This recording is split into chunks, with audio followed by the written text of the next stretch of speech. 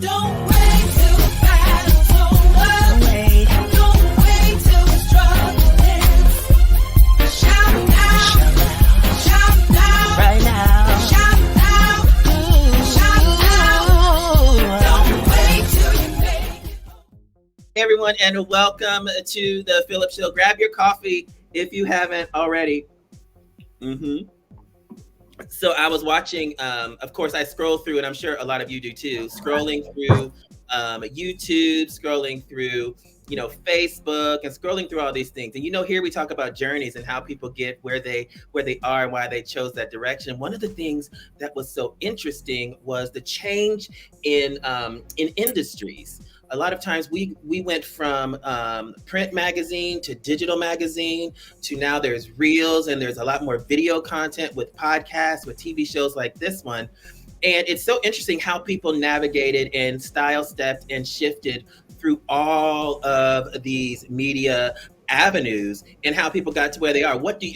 Just take a minute. What do you watch? Where do you go to get your news? Where do you go to get your beauty tips? Where are you going to get all of your information? Well, today I am going to introduce you to an amazing person who's going to give you some options as to where to go. So founder and CEO of Elements of Delight and of the Women of Color Fashion, Celebrity, Beauty, and Lifestyle magazine, The Bold Maven. Please help me welcome Praise Jackson. Praise. Hi there, Phillip. How are you doing today? I'm doing so well. How are you doing? I'm amazing. Yes, I'm so happy to be on with you today. I love it. And I'm so excited because this is something that I really enjoy talking about. Number one is journeys, but number two, how you got to where you are and why you chose that. I know like we opened up the show today, people are doing a lot when it comes to digital. They're doing a lot when it comes to video, and they're doing a lot when it comes to just ingesting content. And you have kind of thrown yourself right into the collection of options with the Bold Maven. So before we get to your background, tell us, why did you decide to launch a magazine, The Bold Maven? Well, Phillip, I just want you to start by saying first, I have my mug too. I have to take it. I came ready. But yes, that's a great question. I was inspired by the idea that there are some wonderful publications out there. And of course, we could speak to several different ones. But I was finding that there aren't a lot that, of course, are specifically focused around women of color.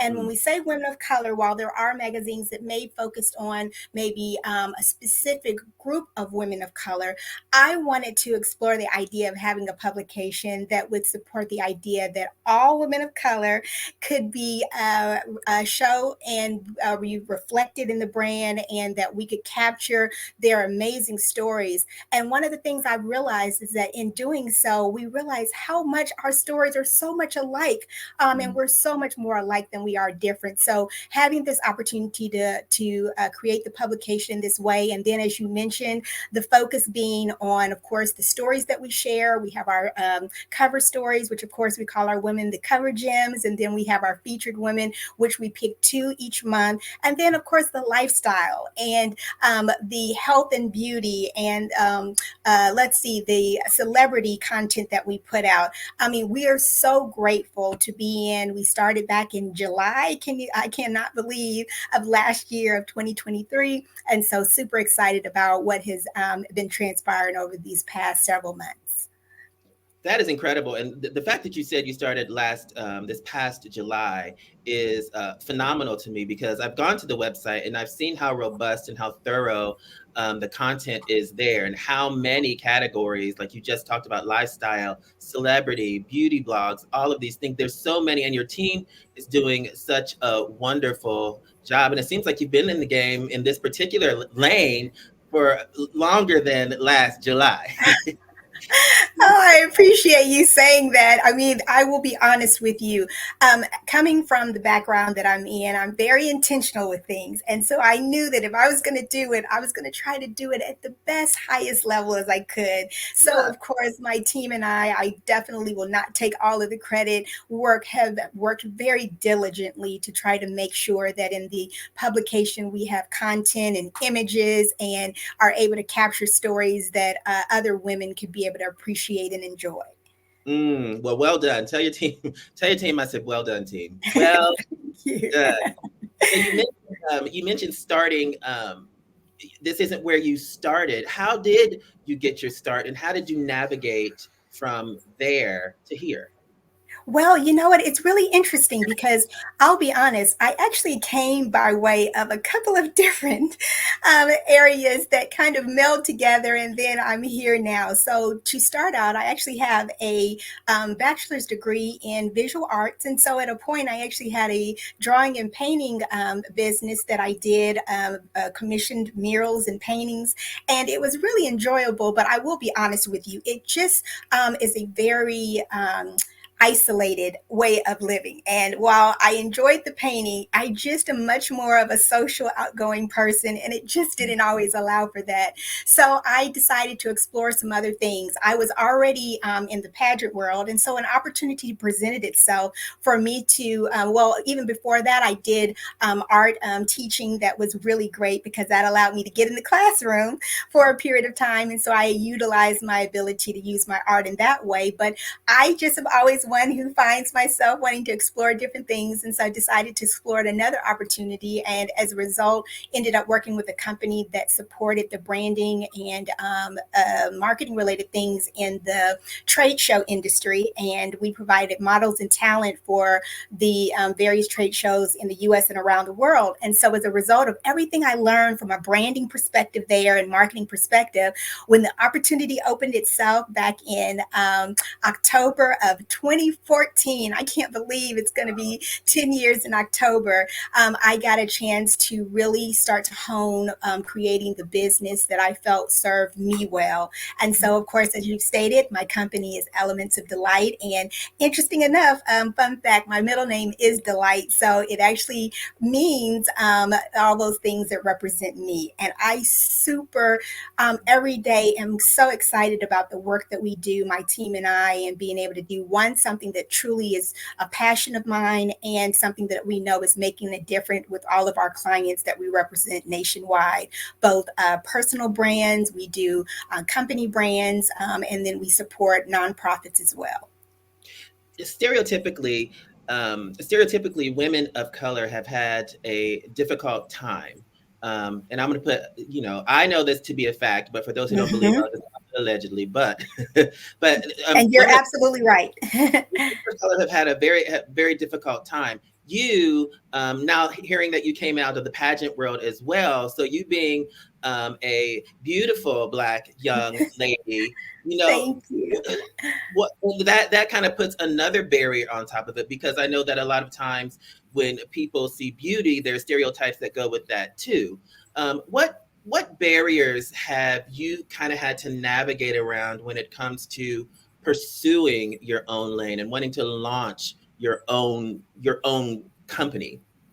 Well, you know what? It's really interesting because I don't want to say this, but sometimes it still feels like it's a man's world. And so having to learn to navigate as a woman who takes what she does very seriously. And as you've mentioned, I'm thankful that God has blessed me with a little bit of outer beauty, but I've, of course, always believed that inner beauty is more important. What I have found is that there's always having to navigate rooms where people take you seriously. And so generally, I have to come out the gate. While I try to keep my feminine quality, I definitely have to start out by making it very clear that I'm about business because, of course, those conversations can change very quickly if I allow them to. And I have learned that for me to have the longevity that I've had, it's a result of me learning how to balance getting in there and being very clear but firm with my conversation, and then I can pull back a little bit once I can tell that, of course, the in interactions, they see me and they understand that I'm all about business. And of course, naturally, that doesn't always mean that I'm always in a room of men, but the understanding is that, as you mentioned, specifically around women of color, we have such amazing ideas and so creative, but sometimes we're great coming out the gate. It's just normally an issue around us staying consistent and continuing, because we also try to do so many hats. And I've learned that being able to delegate and give responsibilities and hire people that can support, I can do great at what I do, and then my team and their different positions can support by doing great things in what they do. I love that you said delegating, because one of the things that it's clear that you do wear a lot of hats. And I'm glad you opened up that part of it to say delegation is Mhm. huge. Aside from delegation, kind of in your personal world, when you go to attack your day, or when you go to attack these meetings, and when you go to attack one of the hats that you have to put on, how do you remain balanced and stay inspired without the sense of giving in to being overwhelmed? Well, you know what? I start my day with getting grounded. I am definitely one who has my devotional and prayer time every morning. And so I think that that's the thing that always centers me. And then from there, I'm very thoughtful about, taking time to make sure that I'm properly prepared for any meetings that I have.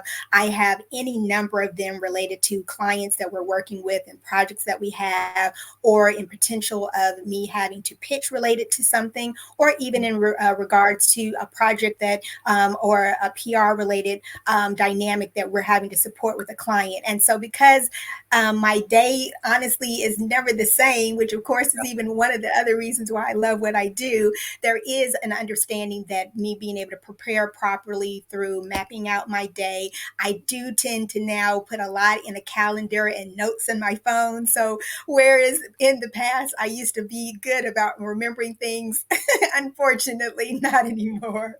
And so I rely heavily on my notes and on my calendar, and so that helps me to be able to make sure that I'm hitting all the points during meetings and any presenting that we have to do. Of course, my team works on the presentations that we have for that. But I tell you, doing this as long as I have, one thing that I've learned is that preparation is key, and so I don't take that lightly. And so I try to make sure I do what I need to stay in the game in that way. Yeah, preparation is key. I remember I used to use, back in the day when you had like physical schedule, not schedulers, planners, when you had physical planners and you would just write everything in Mhm. the plan. And then I went to my Google Calendar. Now everything is in the Google Calendar, and it's like, hey, Phillip, what are you doing today? And I'm looking like, let me find out. Hold on, I don't know. I don't know. So, Yeah, only if they tell you, how important and how important is, we're talking about calendar, we're talking about scheduling, we're talking about being busy. How important is it for you to make sure that your me time is reflected in your schedule? Yeah, and that's actually really important. I'm glad you asked, because I will admit I have not always been very good about the balance in that way. And I will be honest in saying that I might have been even a self proclaimed workaholic. But over the past couple of years, I would even admit that maybe even COVID supported it. I have Mm, learned to be much more intentional with my self care. And so, of course, with that, I definitely do yoga and Pilates as my forms of exercise and meditation. I try to do grounding, which, of course, if those of you that are watching know what grounding is, getting your feet out there in the natural grass and soil to really increase that energy. And I really do enjoy a great massage and going to a spa day. Nature is really important to me, so a great walk or a hike out in nature, these are the things that I enjoy doing, ever so often, as I try to balance my work week and day. I know that balance is huge, huge, huge to people, and it's huge to me. And I'm so glad that you shout out to COVID, because I will tell you, if it were not for COVID, I may not know what rest is. And, Right. and in so many areas, COVID was very devastating, and I'm Yeah. sensitive to that. But in a Hmm. lot of ways, it made me view life and time and activities very differently. And a lot of Yeah. people, you know, their opportunities and electives. It's like, oh, I didn't really know that I could do that. Oh, I'd never thought about that because I really didn't have the time. You know, my Right. even with the mind or whatever, I just wasn't present enough to say, oh, I could probably develop this. Oh, I could Hmm. probably, you know, do that with your magazine, the Bold Maven, and I'm sure you have your lifestyle section. You know, I'm sure it's buzzing. What is your for this magazine? What do you want people to walk away from it or run to it, walk away from it with, or run to it to find? Well, I say that it's an opportunity for them to have another alternative that allows for great written articles on a number of different topics that supports them being able to see themselves in the articles, in the pictures, and then being able to connect with a lot of the women that we engage that are from various different backgrounds and professions.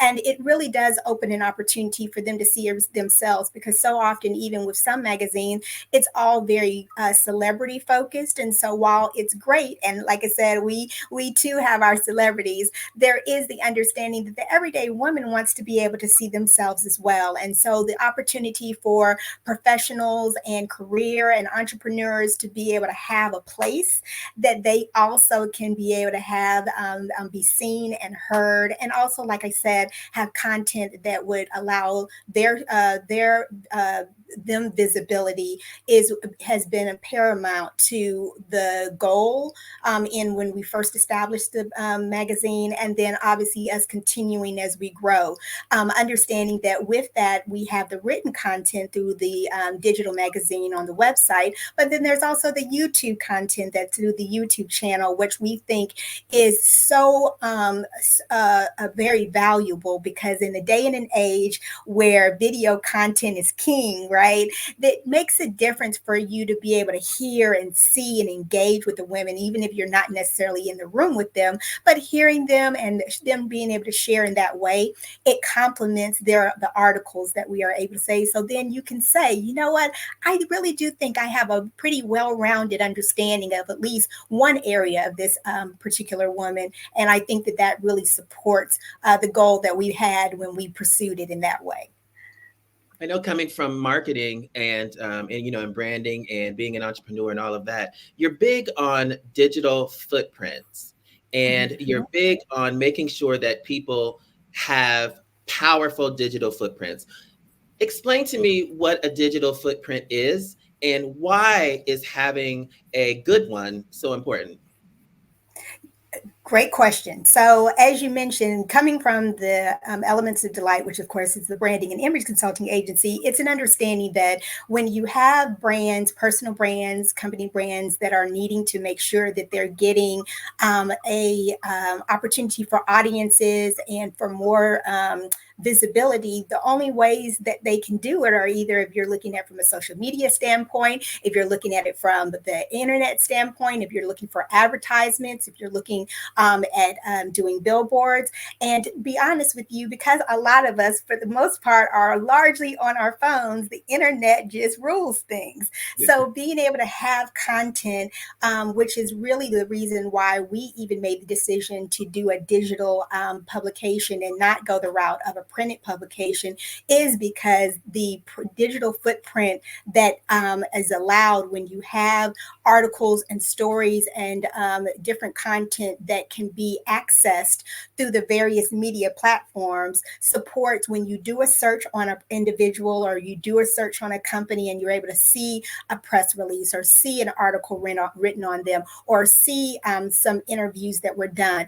It helps more to build credibility, right? It helps to build a more of a rapport. It helps you to be able to connect with that brand better. And it also helps it to separate itself so that it kind of rises to the top, as they say, with the opportunity for there to be, you can see it more. So for those reasons, a digital footprint is extremely important. And again, through the idea that the internet plays a big part in that. Anytime you do a search and you type in a name or you type in a company and you see all these different articles or maybe some interviews or maybe some write-ups or any number of other things, even the possibility of a blog, a blog or obviously a podcast.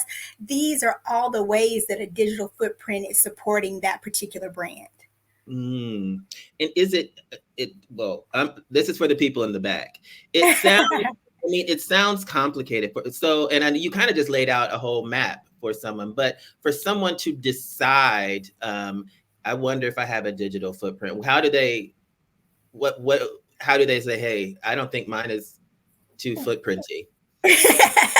I like that too, pretty. Well, that definitely is it happens. And honestly, that's what keeps me in business, because we are in the business of supporting, especially when there's certain celebrity or professionals that are wanting to, like I said before, stand out from the pack. And obviously know that if there's a search going to happen, they want to see that content that, of course, is supported at the very top. When you're doing a search, there's always the element of that being in mind. So in order to do that, it is important for someone to know that means that you do have to have connectivity with a magazine, for example, or be able to do a blog interview or a podcast interview, or an opportunity to have some type of write-up done on you. YouTube, of course, allows for another aspect of a digital footprint. And again, the ways to do that are just to get out there. Obviously, in my case, it means that you're working through my company, which I definitely highly recommend, because obviously you can go the independent route in doing that, and there's nothing wrong with that.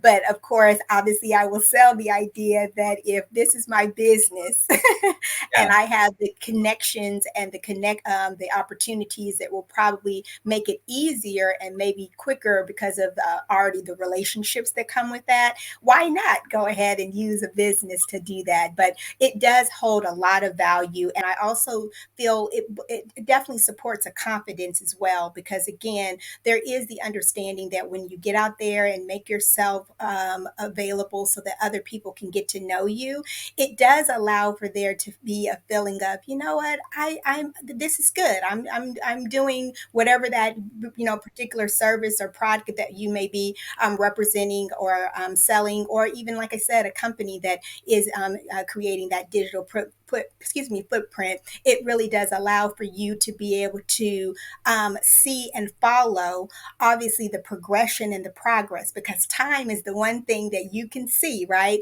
But I will say that that's also, to add to that, the reason why it's extremely important to keep that digital footprint up to date. So for example, if you have content that was put out there back in 2019, well, your hair may look different, right? If you're a personal brand, or there may be a change in your professional or the services that you provide, or any number of other things related to your brand. And so of course you would want now to have content that is now out there supporting what is currently relevant to your brand.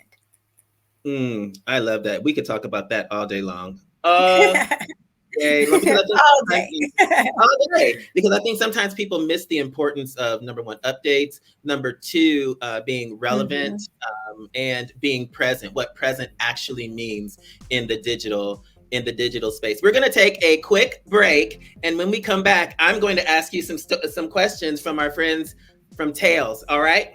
So we'll be right back. A lot of times people say that the toughest things to do are the ones that produce the best results. The easiest thing to do a lot of times, and we're talking about in general, I know that there may be those outlier times, but the easiest thing to do is give up. But how do you find the willingness, and how do you find the desire to move forward if you feel beaten down, downtrodden, if you feel like a failure, if you feel exhausted or tired? And I know that when we're pursuing our dreams and our passions and our goals, when we reach those roadblocks, it can take all the air out of you. And that is okay. The reason why I say okay is that if you understand that roadblocks will happen, and they are in your path, it's easier to know what your strategy is going to be to move forward. So when you reach a roadblock in whatever journey you're on, when you reach that mountain that you don't feel like you have more strength left, any more strength left, you're just tired, always remember that you have everything that you need to succeed.